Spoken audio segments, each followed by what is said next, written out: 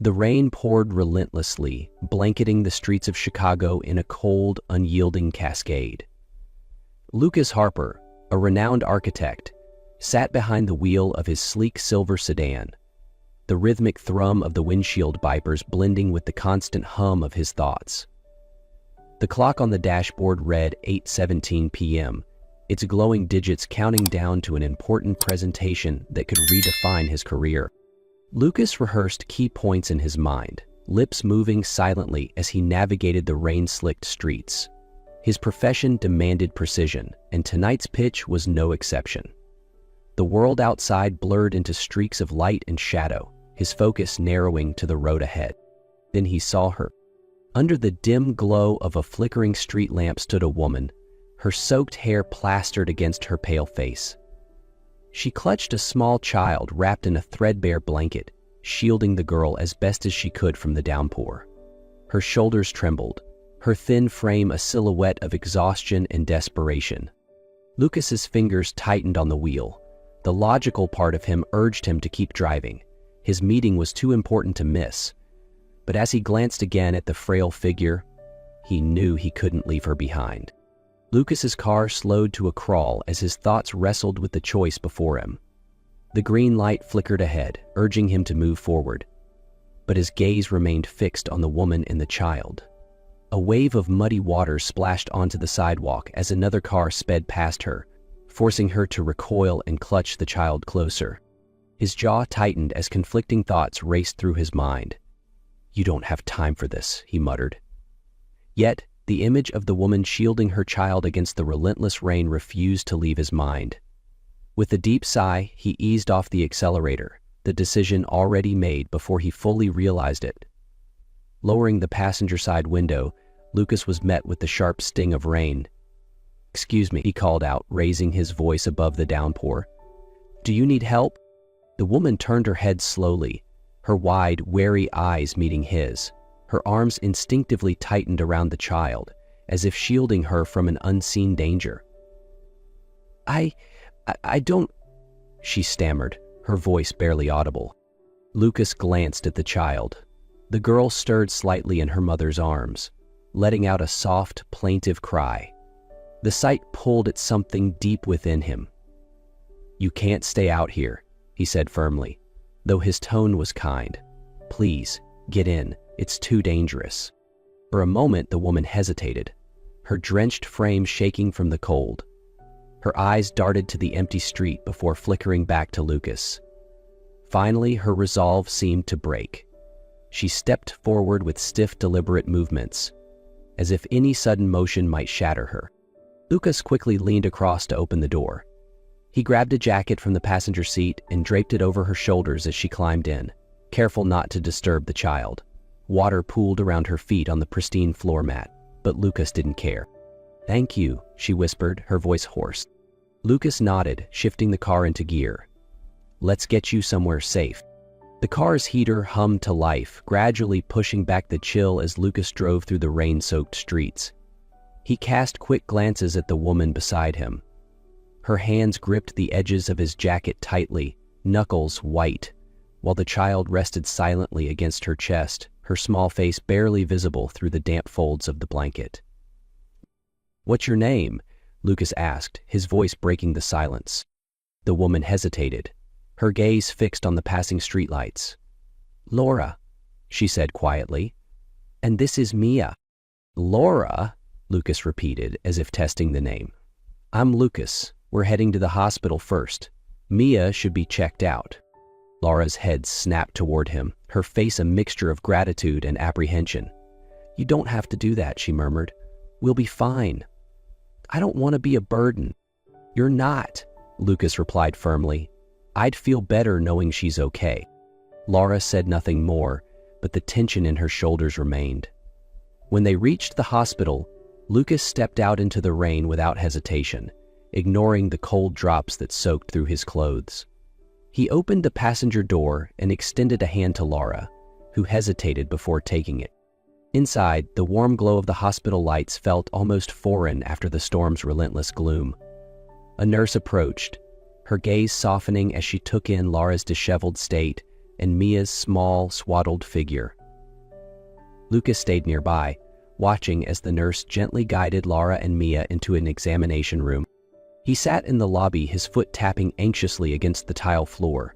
The sterile smell of antiseptic and the distant hum of monitors only heightened his unease as the minutes dragged on, endlessly.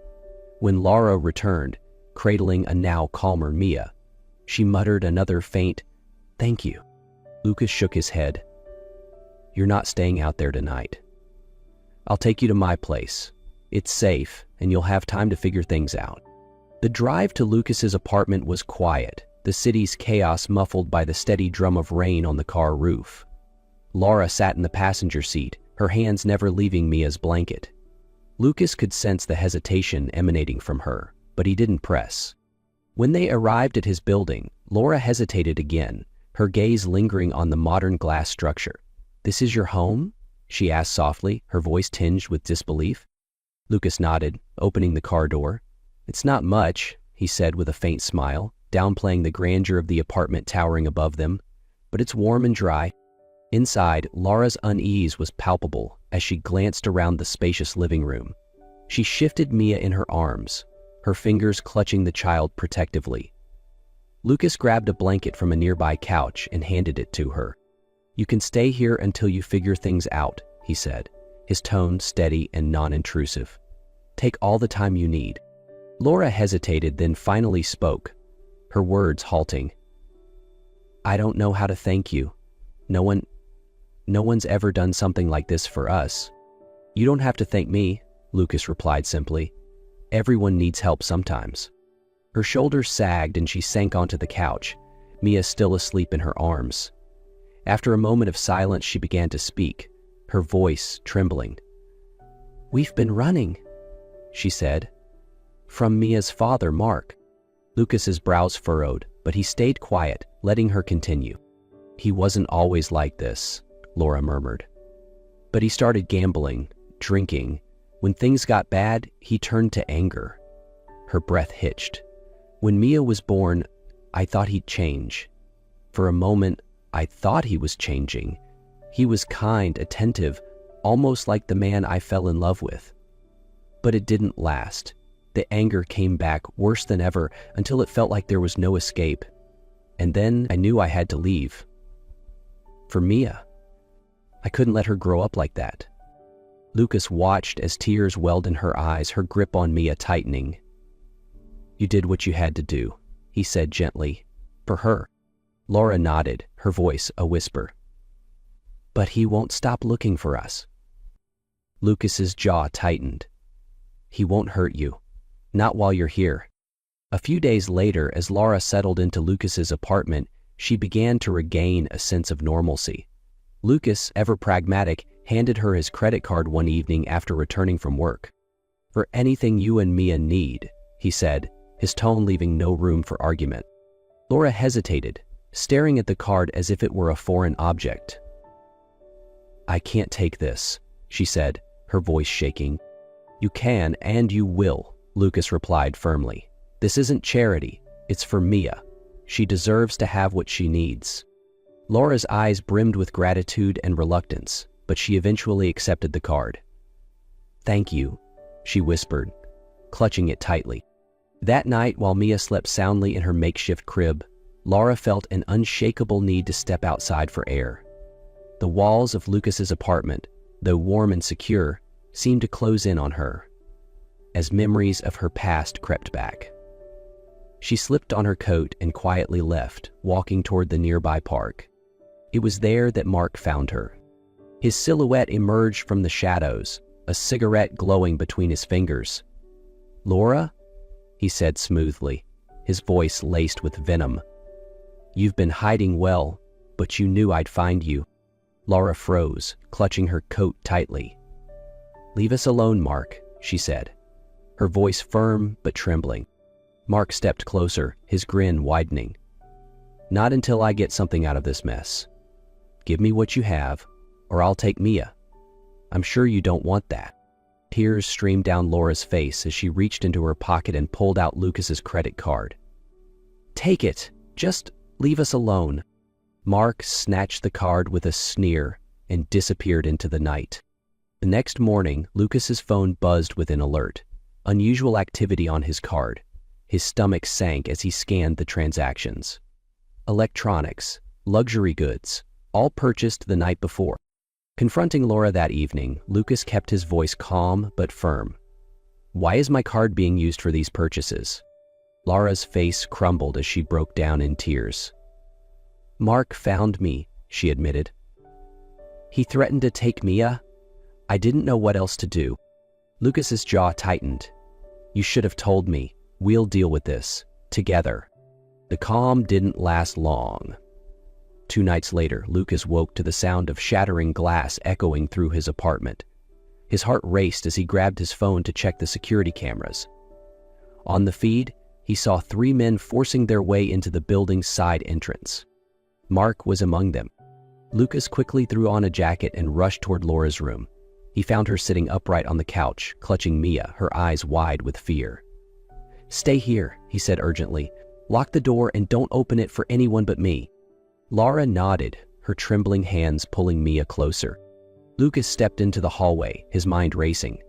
He grabbed a heavy umbrella from the corner, the closest thing to a weapon he could find, and moved toward the front door. The intruders didn't waste time. The door to the apartment burst open, and Mark strode in, flanked by 2 other men. His expression was smug as he scanned the space. "Where are they?" Mark sneered. "Not here," Lucas said, stepping forward, his voice steady despite the adrenaline coursing through him. "You've made a mistake coming here." Mark chuckled darkly. "The mistake was thinking you could protect them from me." The first man lunged at Lucas and chaos erupted. The fight was brutal. Lucas swung the umbrella with all his strength, catching one of the men across the face. But the odds were against him. A second attacker landed a punch to Lucas's ribs, sending him stumbling into the coffee table. In the bedroom, Laura pressed her ear to the door, Mia bundled tightly in her arms. Tears streamed down her face as she heard the sounds of the struggle. Desperation surged within her, mingling with a fierce determination she didn't know she had. Her eyes darted around the room until they landed on a heavy lamp on the bedside table.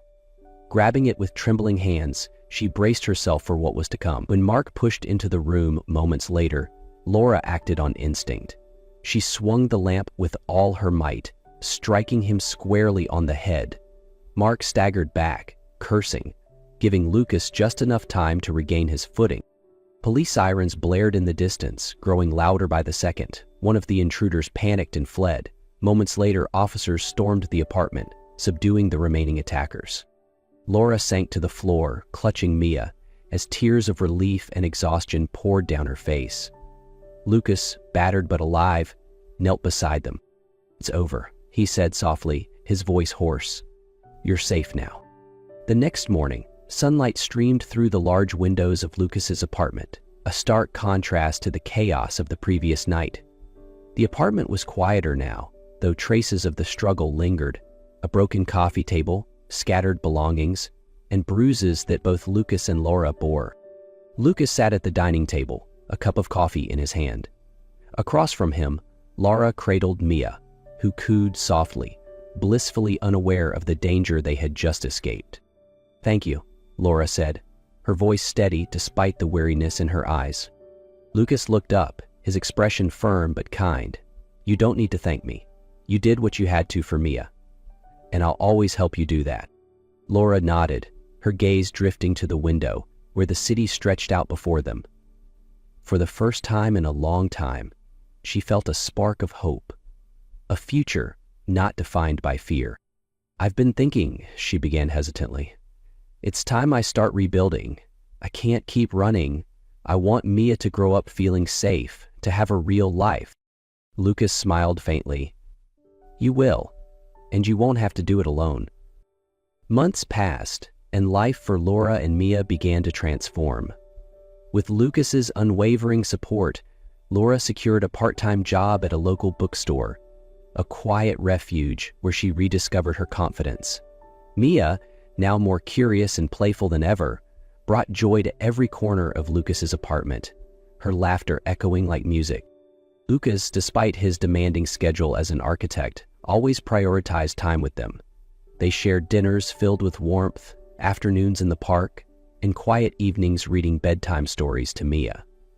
Gradually, Lucas's home became more than just a sanctuary.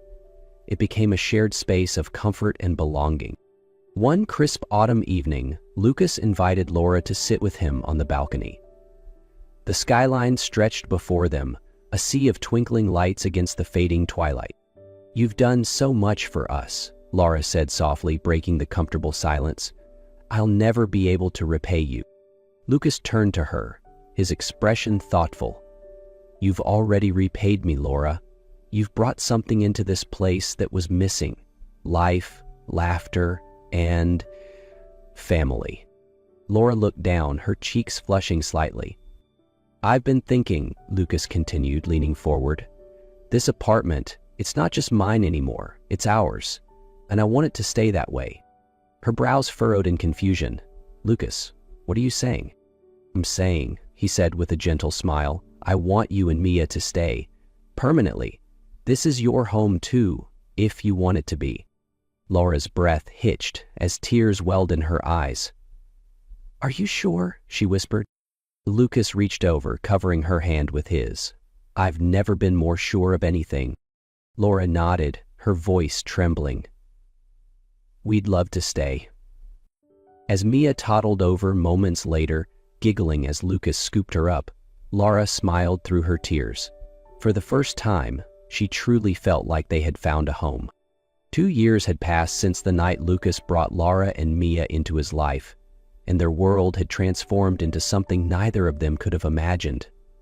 The once pristine apartment was now filled with signs of a thriving family: crayon drawings on the fridge, toys scattered in the living room, and the sound of Mia's giggles echoing through the halls. Laura had grown into her new life with confidence and grace. She had transitioned from her part-time job at the bookstore to managing it full-time, finding joy in curating stories for others while writing a new chapter of her own. Mia, now 5 years old, adored Lucas and often followed him around, mimicking his every move as he worked on architectural sketches. One sunny spring morning, Lucas suggested a picnic at the park, a favorite family tradition. They spread a blanket under a sprawling oak tree, Mia running in circles, chasing butterflies. As Laura unpacked the basket, Lucas took her hand. "I have something to say," he began, his tone warm yet nervous. Laura looked up, her brow furrowing slightly. "What is it?" Lucas reached into his pocket and pulled out a small velvet box. Her breath caught as he opened it, to reveal the delicate diamond ring. "Laura," he said, his voice steady despite the emotion in his eyes, "you and Mia have changed my life in ways I never thought possible. You've made this place a home, and you've made me a better man. I want to spend the rest of my life with you. Will you marry me?" Tears spilled down Laura's cheeks as she brought her hands to her mouth, overwhelmed by emotion. Her voice trembled as she finally found the words. "Yes, Lucas. 1,000 times yes." She reached for his hand, her heart bursting with joy and relief. Mia ran over, confused but excited by their sudden embrace. "What's happening?" she asked, giggling as Lucas lifted her into his arms. "Oh, big happy family," Lucas said with a grin, kissing Mia's forehead. A year later, their family grew even larger with the arrival of their son, Ethan. As Lucas held the baby boy in his arms, with Mia perched beside him, Laura smiled through happy tears. They had come so far, and now their future was brighter than ever. As Lucas and Laura watched Mia chase butterflies in the garden, with baby Ethan gurgling in Lucas's arms, the warmth of their journey filled the air. Their story reminds us that even in the darkest times, love, kindness, and second chances can light the way to a brighter future. If this story touched your heart, let it be the beginning of something beautiful. Help us spread more hope and inspiration by joining our community. Click subscribe and turn on notifications to ensure you don't miss out on more heartfelt stories like this one. Together, we can create a space where every story uplifts, inspires, and reminds us that brighter days are always ahead. Thank you for being part of this journey, and we'll see you in the next story.